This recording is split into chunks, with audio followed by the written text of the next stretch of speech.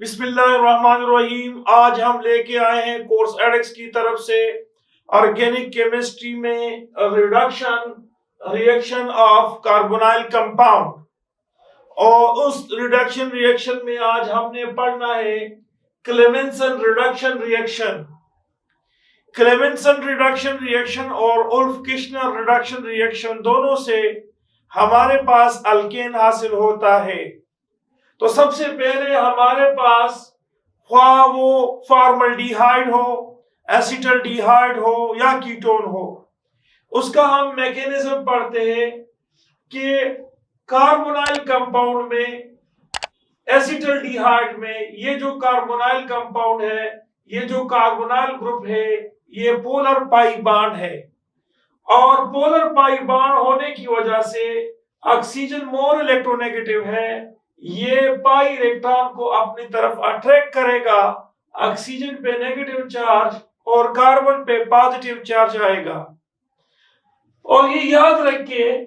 اس zinc کے outer most shell میں 2 electron ہوتے ہیں، تو جب یہ 2 الیکٹران اس کاربوکیٹائن کو دے دیتے ہیں تو ایسے ریزلٹ ایک الیکٹران اس پازیٹیو کو نیوٹرل کرے گا اور دوسرا الیکٹران اس پہ نیگیٹو آ جائے گا، جو کہ ایکسس میں ہوتا ہے، تو کارب اینائن بنتا ہے، اور اس سائڈ پہ جو ہے آکسائڈ بنتا ہے، آکسیجن پہ نیگیٹو چارج اور یہاں کاربن پہ پازیٹیو چارج، اور زنک پہ +2 چارج آ جاتا ہے، کیونکہ زنک اپنے دونوں الیکٹرانوں کو دے دیتا ہے۔ اب اس کے بعد جو آپ کے پاس HCl کے 2 مالیکیولز ہوتے ہیں وہ ڈیسوسیٹ ہوتے ہیں، اس میں سے 2 ہائیڈروجن آئن وہ آ جاتے ہیں، ایک ہائیڈروجن اس آکسیجن کے ساتھ اور دوسرا کاربن کے ساتھ لگے گا، تو آپ کے پاس یہاں پر بناتا ہے ایتھینول، اور 2 بناتے ہیں کلورائڈ آئن بن جاتے ہیں۔ اب یاد رکھیں اس میں سے اس والے یہ فرسٹ سٹیپ ہے، یہ سیکنڈ سٹیپ ہے، تھرڈ سٹیپ میں کیا ہو گیا کہ یہاں سے ایک HCl مالیکیول دوسرا ڈیسوسیٹ ہو کے ہائیڈروجن پازیٹیو بنائے گا، اور یہاں پر OH کے پاس جو لون پیئر الیکٹران ہے، یہ ہائیڈروجن وہاں اس کے ساتھ بانڈ بنائے گا، کوآرڈینیٹ کوویلنٹ بانڈ، اور as a result oxygen 3 bond بناتے ہیں، کیونکہ آکسیجن کے پاس پہلے ایک ہائیڈروجن تھا، اب آکسیجن کے پاس 2 ہائیڈروجن، تو آکسیجن پہ پازیٹیو چارج آ گیا، اور according to the resonance role more electro negative پہ نیگیٹو چارج آ جائے تو وہ مور سٹیبل ہوتا ہے، لیکن اگر مور الیکٹرو نیگیٹو پہ پازیٹیو چارج آ جاتا ہے تو وہ انسٹیبل ہے۔ تو اب یہ انسٹیبل جو آکسائڈ آکسونیم آئن ہے، یہ کاربن سے الیکٹرانوں کو اپنی طرف اٹریکٹ کرے گا، اور وہ H2O کی شکل میں ریموو ہو جائے گا، اور یہاں کاربوکیٹائن بن جاتا ہے،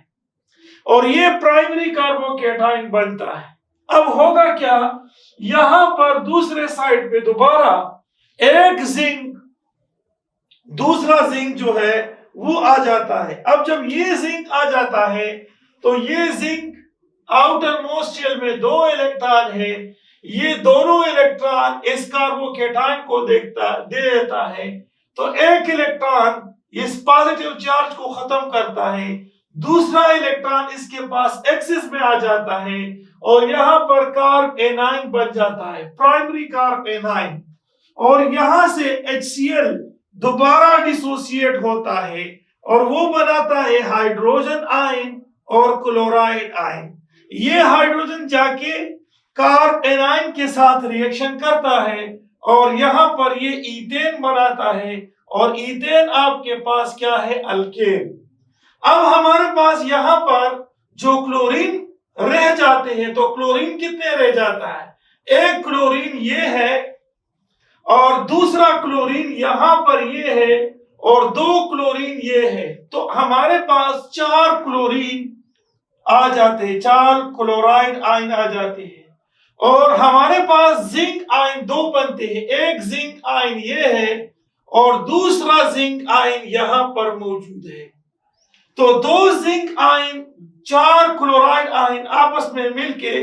जिंक क्लोराइड को बनाता है। तो हमने आपको बताया था कि क्लेमेंसन रिडक्शन रिएक्शन जो है उसका मैकेनिज्म ये है कि ये फॉर्मल्डिहाइड हो या एसिटल्डिहाइड हो या कीटोन हो तो उससे अल्केन को बना लेता है। और आखिर में आपने देख लिया